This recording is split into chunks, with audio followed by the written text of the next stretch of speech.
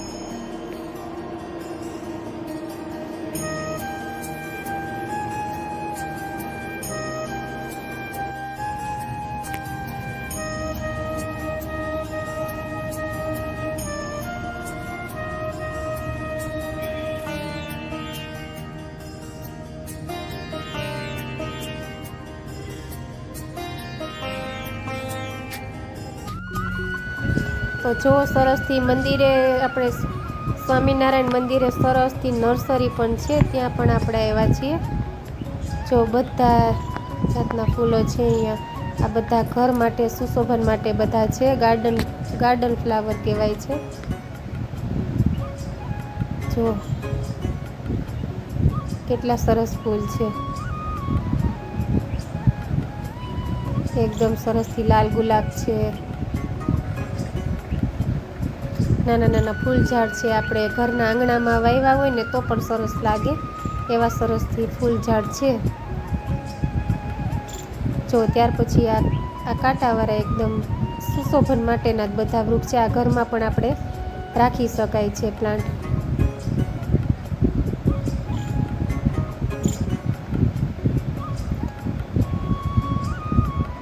જો એકદમ સરસથી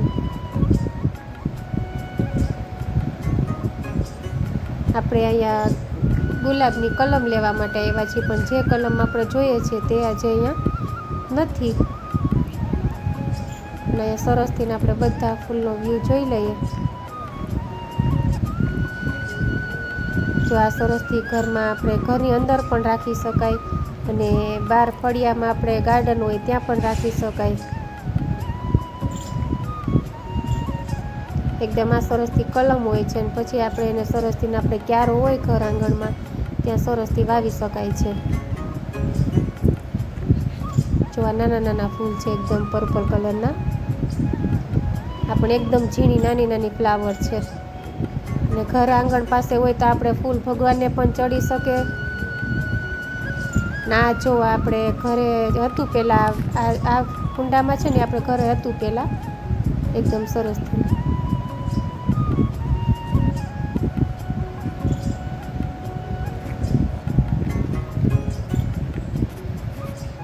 જો આ સરસથી કોથળીમાં કલમો વાવી છે બધી.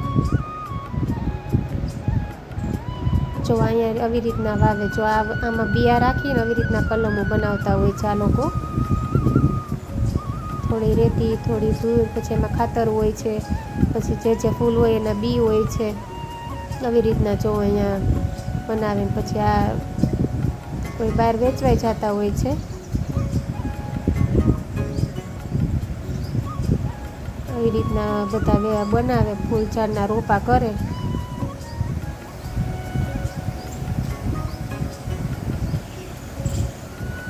જો કુંવારપાઠું છે, એલોવેરા છે, નાના નાના પાનવાળા કેવા સરસ છે. જો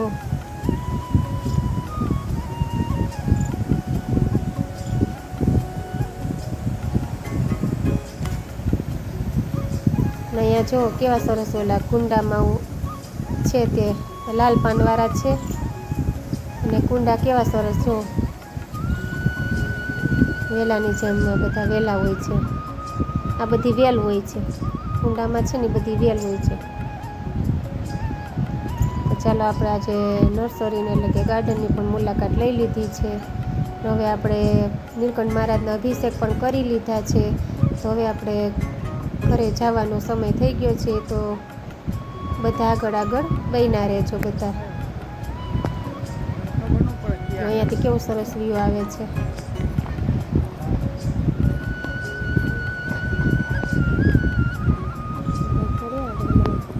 જોઈ લે આ નાના નાના કેવા કાંટાવાળા બધા છે. જોઈ લે નાના નાના સરસથી. આપણે ઘરમાં હવે આ પણ સુશોભન માટે જ કામમાં આવે છે ઘરમાં. જો આ બધા એ કુંડામાં નાના નાના સાવ કાંટાવાળા કહેવાય આને.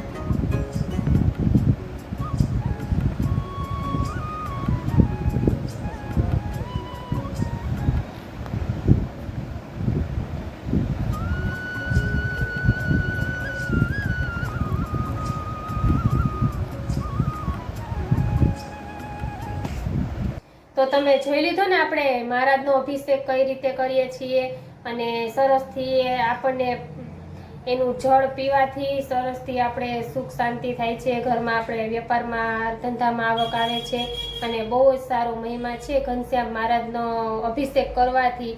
અને અભિષેકનું મંદિરે સરસથી ને વ્યવસ્થા સરસથી છે અને ત્યાં સરસથી મંદિર છે, અક્ષર મંદિર છે અમારા જૂનાગઢમાં અને મોતીબાગ વિસ્તારમાં છે. તો અક્ષય મંદિર પણ કહેવાય છે અને શ્રી ઘનશ્યામ મહારાજનું મંદિર પણ કહેવાય છે અને સ્વામિનારાયણ મંદિર પણ કહેવાય છે.